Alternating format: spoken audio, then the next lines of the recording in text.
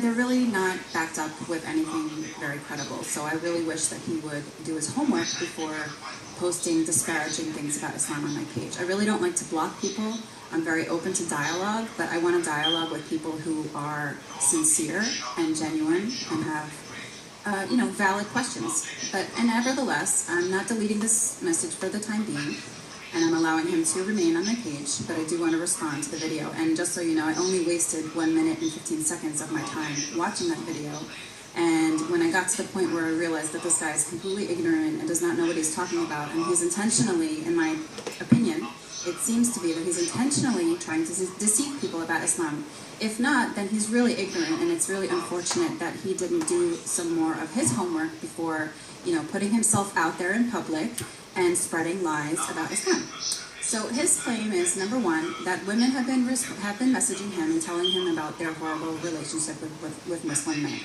Now, it is a fact, and it is an unfortunate fact, that there are Muslim men who abuse women, who abuse their role as men, and who are, in general, basically awful people.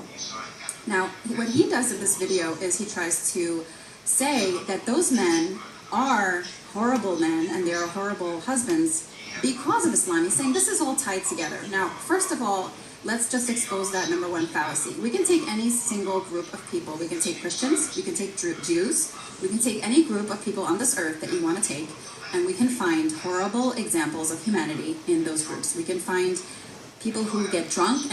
I'm going to stop this video right there.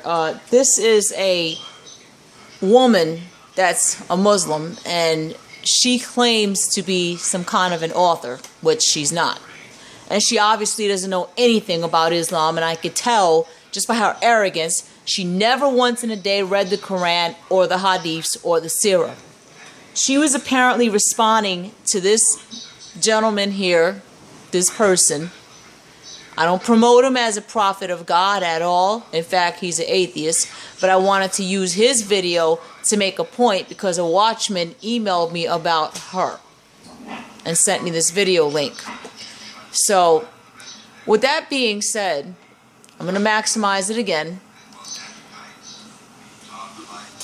You can watch the video in its entirety if you want, but she basically claims that, you see, it's common among Muslims when let's say, for example, women in Islam, when they're abused or when a Muslim rapes or terrorizes, like it says to do in the Quran, non-Muslim, their excuse to defend that is, oh, it's done in every race. But this is not about every race. Yes, there's lots of flaws in all of humanity. But I have never seen a cult encourage raping other women more than Islam. There's violent cults out there, but Islam is one of the most violent that I've come across because it does encourage that if a Muslim captures a non-Muslim woman, okay, she is his prisoner of war, and it's called the spoil of war. You see, Jesus Christ taught in the Bible that when, for example, David, when he would when he would defend Israel and defeat the enemy, right? He is not to take any kind of spoils of war because they are deemed unclean. But the Quran says you can, because the Quran is not of God, it's of Satan. Now, this woman apparently has never, ever read the Quran or the Hadiths or the Sirah, ever. She claims to be a Muslim. She claims that Muslim women are not treated badly. She claims that they have rights. Now, let's go ahead and take a look at some verses in the Quran about women's rights. David Wood did an excellent article on that. An excellent article. And I checked out these verses myself. You can look it up in the Quran yourself if you own one, like I do. So, when I say I own one, I mean I have one on my phone, like an app that I still use to expose Muslims. All right, so let's go ahead and look at women's rights in Islam. David Wood did this. He's got the channel, was it Acts 17 Apologetics? Okay. So you can look and cross-reference these verses with a Quran. You can access the Quran online and you'll see these verses. The Sahih International is a legitimate copy. So anyway, it says in Quran 4:11, the male shall have the equal of the portion of 2 females. And then you also reference verse 4176. In Quran 2, verse 282, and call to witness from among your men 2 witnesses, and if 2 men be not found, then a man and 2 women. So a woman's testimony is worth half that of a man. If a woman goes to an Islamic country and she gets raped, she can get charged with, she can face jail time. She can get charged with having sex outside of marriage, even though the rape's not her fault. If there are not 2 Muslim men that are willing to testify that she was not raped, that woman's in trouble. Women have no rights. All right? There's more verses here from the Quran that you can see that women have no rights. Especially here, women are are to lower their gaze around men so they do not look them in the eyes. Verse 24, chapter 24, verse 31 in the Quran. All right. This one talks about a man has dominion over his wives in Quran 2, verse 223. Quran 4:3. Many women of your choice, 2 or 3 or 4. It is basically allowing polygamy. Christianity doesn't allow polygamy. Because Jesus Christ, when he did his work on the cross in the new covenant, Jesus Christ said, 1 man, 1 woman, 1 flesh. That's part of the 10 Commandments. Okay? In the Old Testament, God would allow a man to have maybe 2 or 3 wives. But in the New Testament, the Old Testament and New Testament matter. I'm going to make that very clear. Okay? Because God can do what he pleases, point blank. God is Jesus Christ. But in the New Testament, Jesus Christ made it so that there was 1 man, 1 woman. Okay? Unless Jesus Christ ordained another wife for that man. But Jesus Christ made it 1 man, 1 woman, a monogamous relationship. Okay? Oh, here's the one that women and men, a man can take a woman as a sex slave and basically rape her, even if he's married. A man is permitted to take women as sex slaves outside of marriage. You see that? And it's in Quran 4:24. If you go to Bukhari 6 verse 301, it says, is not the evidence of 2 women equal to the witness of 1 man? Okay? I'm showing you these verses so you can see it. In the Quran, what verse is it again? That says that they can beat women? I think it's same chapter 4 and somewhere in the 6th. He said you can take a branch, beat the woman with it. In chapter 4 in the Quran, a man can beat his wife and discipline her. And he can beat her. So for her to sit there and say that women have rights, that is absolutely not true. You see, a Muslim is commanded in their Quran to sin if they feel needed to subdue the enemy. They're also commanded to lie if means advancing their cult. Now I'm going to show you another reference real quick before I end this, showing you that Islam allows deception. Quran 16:106 establishes that there are circumstances that can compel a Muslim to tell a lie. Now, according to the Bible, Satan is the father of lies, the greatest deceiver.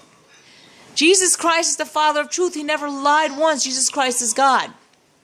The Quran says that Allah is the greatest deceiver, which means Allah is Satan. So this type of behavior is behavior encouraged by Satan. Satan is saying to lie, because Satan wrote the Quran. Quran 12:38 says that this tells Muslims not to take outside anyone outside the faith as friends unless it's to guard themselves against danger, meaning that there are times when a Muslim should appear friendly or even pretend to integrate, pretend to like be a Christian, for example, or to pretend to be a part of that society, you know, to subdue the enemy. Okay? This is Quran 9:3. Allah and his messenger are free from liability to the idolaters. Okay, so basically this is saying that they don't have any obligation to non-Muslims, that they can sin if they want to, that they can lie to them. So Muslims are allowed to sin to non-Muslims, but they can't sin to each other, even though they do. Make sense? Yes. Okay? You'll see here in Quran 40:28, a man is introduced as a believer, but one who has to hide his faith among those who are not believers. Keep looking. There's references from the Hadith and Surah. So this woman is lying to you. She is doing what is known as taqiyya, to lie to advance the faith, because she doesn't want you to know that women have no rights. Women are oppressed under Islamic law. Look up Sharia law, research it. Women are oppressed in Islamic law. If you are a woman and you are dating a Muslim man, or you're engaged to him, and he's pressuring you to convert to his religion, my advice is do not do it, or this will be the end result. She's so brainwashed she can't even see it. This woman never read the Quran, ever. Because if she read the Quran with those disturbing verses that I showed you, and I didn't even get to the part that says, kill the Christians and Jews, which I'm going to do that real quick. I'm going to show you real quick so you can see.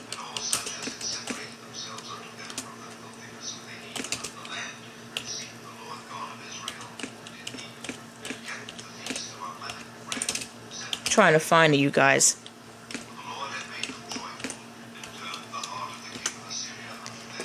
So this is another article that David Wood did. Again, I cross-reference every one of these Quranic verses with the actual Quran, and I tell you that in there, they are in there. You can look it up yourself. You can easily access the Quran online, even the Hadiths. If you look at this, Quran 2:191, chapter 2, verse 191 to 193, and kill them wherever you find them, and turn them out from where they have turned you out. And out fitna, disbelief or unrest is worse than killing.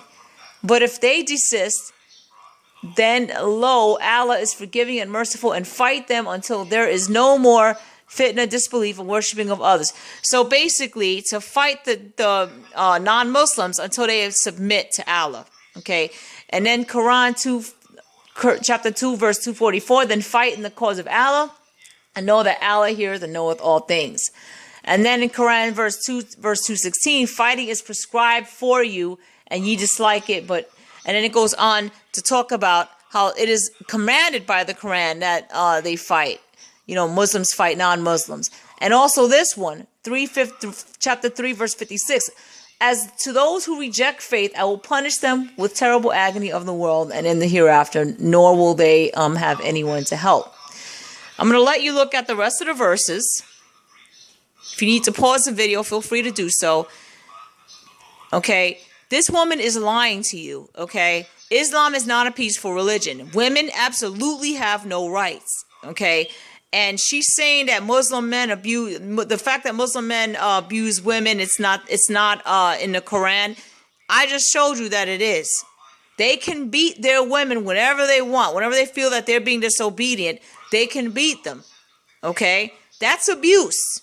That is abuse. So I just proved that woman wrong. She's very ignorant, very arrogant. She needs to read her Quran and see that it is what it is. It is very deceptive.